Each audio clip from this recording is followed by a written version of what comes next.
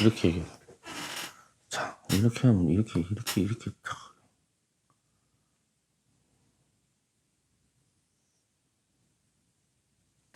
안녕하십니까. 극복입니다. 극복의 시간. 참 잘 만든 것 같아요. 그죠? 저만 그렇게 생각할 수도 있습니다. 제가 시작 전에 쓸데없는 얘기는 이제 좀 안 하려고 합니다.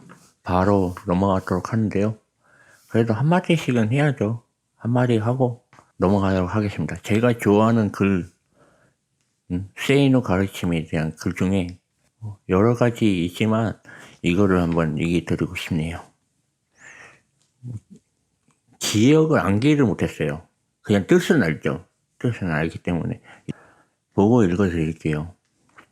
어제가 오늘이고 오늘이 내일이었으며 내일은 다시 어제였다. 와우. 아니 뭐야, 컴퓨터 왜 켜졌어? 아무튼 바로 가겠습니다. 제가 언제까지 이거를 읽을지는 저도 모르겠어요. 계속 했던 얘기 또 하는데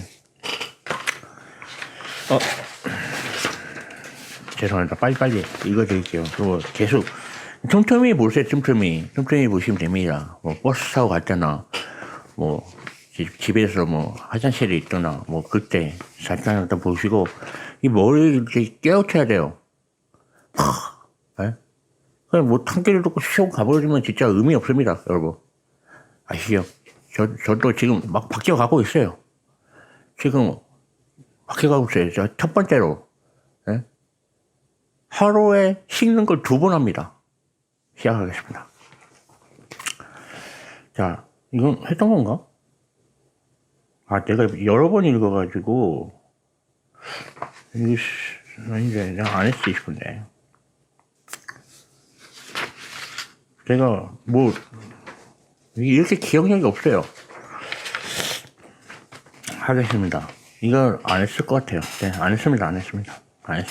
안 했다고 생각해야죠. 뭐 내가 편집한 게 없으니까. 자, 전문직에 종사하면 부자가 될까? 돈을 잘 번다고 알려진 전문 직업들에는 무엇이 있을까? 은행에서 신용으로 기꺼이 돈을 빌려주고자 하는 직업들을 아닐까? 2002년 현대국민은행, 자세가 좀 삐딱해요. 이게 지금 최첨단 마이크가 있는데 지금 이것 때문에 지금 대가 있잖아요. 대가 지금 이걸 막고 있어요. 그러니까 이해해 주세요. 자세가 삐딱해지네요. 자세 스트레칭 좀 해야겠어. 자세가 좀 삐딱하지. 죄송합니다. 2002년 현대 국민은행은 감정평가사, 변호사, 변리사, 법무사, 행정서사, 공인노무사, 손해사정인, 손해사정 아닙니다. 손해사정 아니고 손해사정인, 공인회계사, 세무사, 관계사, 기술사, 건축사, 도선사, 의사, 치과의사, 한의사 등 16개 업종의 자격증 자격증 소지자들에게 경력에 따라 최고 5천만 원까지 제출해준다. 우리 은행은 변호사, 세무사, 법무사, 공인회계사, 세무사 2번 나왔습니다. 잘못됐죠? 약사 등에게 최고 1억 원까지 신용으로 대출해주며 대업의사에게는 최고 2억 원까지 신용으로 대출해준다. 외환은행은 의사, 변호사, 회계사, 법무사 등에게 최고 1억 원까지 신용 대출해준다. 참고 1. 여기서 언급된 직업들 중 내가 보기에는 부자 되기에는 전혀 신통치 않는 자격증이 1000여 개 있는데 은행에서 세부적인 실상을 모르는 것 같다. 그 자격증이 어떤 것인지 말해주고도 싶지만 그 자격증 소지자들의 체면을 생각하여 입을 다문다. 여기서 언급된 자격증을 따려하는 사람들은 반드시 10년 이상의 선배들에게 실상을 물어보아라. 현재 월 300만 원 버는 것도 쩌쩌매는 자격증 분야가 몇 개 있으니까 말이다. 참고 2. 도선사는 파일로트라고 하는데 이 직업에 대해 일반인들은 전혀 모르지만 아무나 할 수 있는 직업은 아니다. 수입이 너무나도 많아 오래전 국회에서 논란이 되어 도선법을 개정시켰지만 아직도 상당한 고소득자들이며 한국에는 수백 명이 있다. 파일로트 도선사는 진짜 모르는 직업인데 뭔 직업인지 모르겠습니다. 내가 은행이라면 나는 앞에서 언급된 직업을 가진 사람들이 가난한 집에서 태어나 물려받은 재산이었고 배우자도 돈이 없다면 자격증을 획득한 지 10년 정도 되었다면 신용으로 3천만 원을 대출하여 주는 것도 좀 꺼려 하겠지만 도선사에게는 1억 원까지도 담보 없이 대출하여 줄 것이다. 이러한 전문직들이 대체적으로 다른 직업들보다 경제적으로 더 우월한 가치와 지위를 갖고 있는 것은 사실이며, 그러나 딱 잘라 말해서 그런 직업을 가진 사람들이 다른 직업을 가진 사람들보다 경제적으로 넉넉한 수입을 얻을 가능성이 높은 것은 사실이지만 그들 모두가 부자가 될 수 있는 것은 아니며 큰 부자가 나오기도 쉬운 것은 아니다. 왜 그럴까? 그 어떤 유망한 전문직이라도 동일한 자격증이나 면허를 보유한 사람들은 갈수록 늘어난다. 그 결과 경쟁이 치열해지고 그 자격증에 대한 사회의 대가는 갈수록 적어지게 된다. WTO 체제하에 노인 개방사회에서는 그 어떤 유망 직종이라도 경쟁 때문에 몸값이 점점 더 하락하게 된다. 공부를 많이 한 전문직 종사자들에게 공통적으로 하고 싶은 말이 있다. 절대로 공부를 많이 하였으므로 돈을 많이 벌고 잘 살아야 한다는 생각은 갖지 말아라. 이 세상에는 당신보다 가마끈이 더 긴 사람들이 부지기수이다. 게다가 당신이 갖고 있는 면허증이나 자격증은 똑같이 갖고 있는 사람들이 수없이 많다는 것을 분명하게 인식하고 있어야 한다. 결국 당신의 경쟁자들은 비자격자들이 아니라 바로 당신과 똑같은 자격증이나 면허증을 가진 사람들이다. 그러다 보니 전문직 종사자들의 여러 협회들을 자신들의 기득권을 보호하고자 어떻게 해서든지 진입장벽을 높게 만들고자 노력하는 경향이 있다. 가인 공급 어쩌고 저쩌고, 서비스의 질 향상 어쩌고 저쩌고 그럴듯한 명분을 내세우면서 원래 전문가 집단들은 속내를 숨긴 명분을 내세우는데 탁월한 재능이 있다. 하면 안 보고 그냥 계속 해도 되죠? 자격시험 합격자 수를 제한하려는 것이 그 대표적 사례이다. 그러나 그들에게 돈을 지불하는 소비자들은 그러한 기득권 보호를 어떻게 해서든지 국민의 이름으로 철폐시키려고 한다는 것을 명심하여라. 그렇다면 전문직 종사자들은 어떻게 하여야 경제적 자유를 얻을 수 있는가? 먼저 약점을 스스로 알아야 한다. 전문직 종사자들에게 공통적으로 나타나는 현상이 있다. 첫째는 자부심이다. 자기를 대단한 전문가로 생각한다. 그러나 전문가라는 것은 다른 일반인들보다 더 많이 안다는 것이지 같은 직종에 다른 전문가들과는 비슷비슷한 수준이라는 뜻이다. 그러므로 고객이 볼 때 그놈이 그놈이다. 그놈일 수 있다. 둘째, 직원들에 대한 대우가 일반적으로 형편없다. 자기의 면허증으로 직원을 먹여 살린다는 생각이 강하기 때문에 직원들의 교육이나 고객 서비스에 대하여 무심하다. 그리고 그 직원들로 인하여 고객이 떨어져 나가기도 한다는 것을 잘 모른다. 셋째, 다른 분야에 대해서는 정말 잘 모른다. 마케팅이나 경영, 고객 만족, 재테크 같은 것에 대하여 잘 모르는 것을 자랑으로 생각하는 풍조도 있다. 부동산에 대해서도 잘 모르기 때문에 건물을 사며 대부분 바가지를 쓴다. 새겨들어라. 나는 부동산을 팔 때 구매자가 전문직 종사자의 경우를 제일 좋아한다. 팔 때는 시세도 잘 모르면서 무조건 비싸게 내놓는다.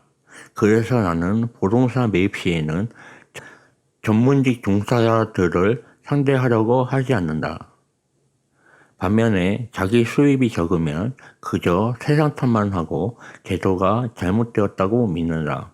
넷째, 자기가 관련된 분야에서 새로운 지식을 흡수하는 속도가 뜻밖에도 느리다. 그저 자기가 공부하였을 때의 교과서에 담긴 지식만을 꼭 껴안고 사는 경향이 강하다. 전문직에 종사하게 된 이후부터는 더 이상 다른 공부를 하지 않는 사람들도 많다. 그러다 보니 실력들이 고만고만하게 된다. 어느 전문직이건 간에 언제나 이긴 자가 전부 가지는 사회이다. 말하는 톤이 좀 바뀌었죠? 어느 전문직이건 간에 언제나 이긴 자가 전부를 가지는 사회이다. 승자 독점 시장이라는 말이다. 예컨대 바쁜 의사는 숨을 돌릴 틈도 없이 환자들이 밀려들지만 그런 의사의 수는 얼마 안 된다. 나머지 사람들은 모두 들러리로 전락하게 된다. 변호사나 다른 전문직들 역시 마찬가지이다. 이러한 현상을 가장 잘 설명한 책이 있다. 미국 코넬대 경제학 교수인 로버트 프랭크와 주크대 공공정책 교수인 필립 콕이 공동 집필한 이긴 자가 전부 가지는 사회가 그것이다.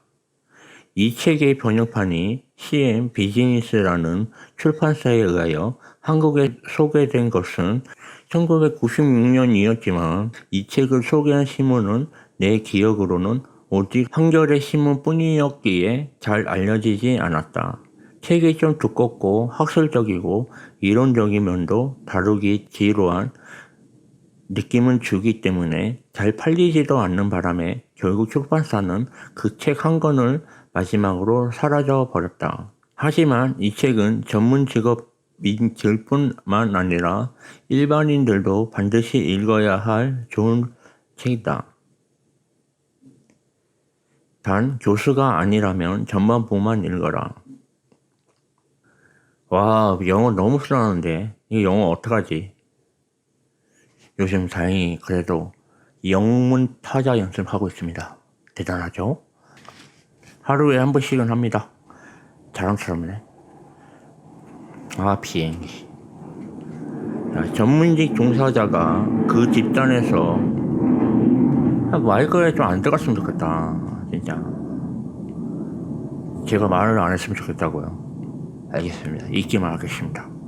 전문직 종사자가 그 집단에서 승자가 되어 부자가 되려면 관련된 다른 모든 분야들에 대해 관심을 가져야 한다. 예를 들어 토목기사 자격증이 있다고 안심하지 말라.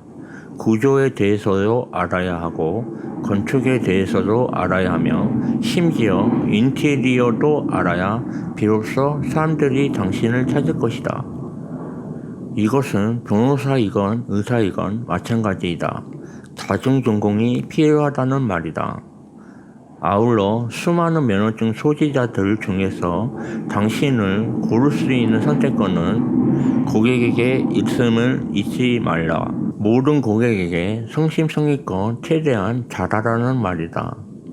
예컨대 의사는 절대 반말을 하지 말라. 당신의 환자는 당신보다 열등하여 몸이 아프게 된 사람이 아니라 당신이 돈을 받는 한 그는 당신보다 나이가 어려도 당신의 손님이다. 마지막으로 전문직 종사자들은 갑자기 떼돈을 벌 기회가 거의 없다. 면허증 하나 믿고 섣불리 빚을 지지 말라는 말이다. 월 수입이 다른 봉급 생활자보다 많다고 해도 그 수입은 언제나 경기에 민감하게 변동한다. 그러므로 재테크에 관심을 갖고 경제신문을 반드시 읽어라. 특히 부동산에 대하여 많이 배워두어라. 생명보험도 반드시 들어라.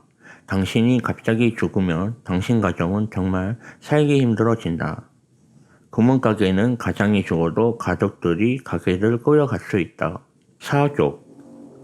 어느 소아과 의사가 양심을 속이지 않고 돈을 더 벌 수 있는 방법을 물은 적이 있다. 당연히 환자가 몰려들면 된다. 그렇다면 아줌마들에게 인기 있는 의사 선생님이 되려면 어떻게 해야 할까? 소아과 환자가 오면 그 보호자에게 남편의 직업이나 가족관계 같은 개인적인 사항들을 물어본다. 애들에게도 이것저것 물어보아라. 그리고 진료 기록에 자기만 알아볼 수 있는 문체나 영어로 그 내용을 기록하여 놓아라. 그리고 그 환자가 다시 오면 그 내용을 보고 남편이 이러저러한 일을 하신다고 하셨지요. 요즘은 어떠세요? 둘째 아이는 요즘 어떻습니까? 라고 물어보아라. 말을 많이 하면서 관심을 적극적으로 보이라는 말이다. 그렇게 1년만 해보아라. 수입이 증가된다.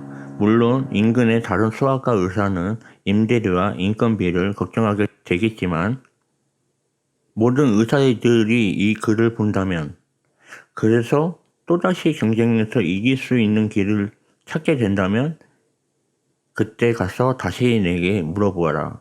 그때가 되면 상담비 명목으로 거액을 내야 하는데 돈으로 달라는 게 아니고 세이노가 지정하는 곳들에 가서 무료 진료 며칠 그런 식으로 해달라고 할 것이다. 어머니님의 전화입니다. 여기까지입니다. 2004년 3월에 기고한 글입니다. 2004년 3월에 기고한 글. 제가 전문직 전화가 왔네 또. 여기까지 하겠습니다.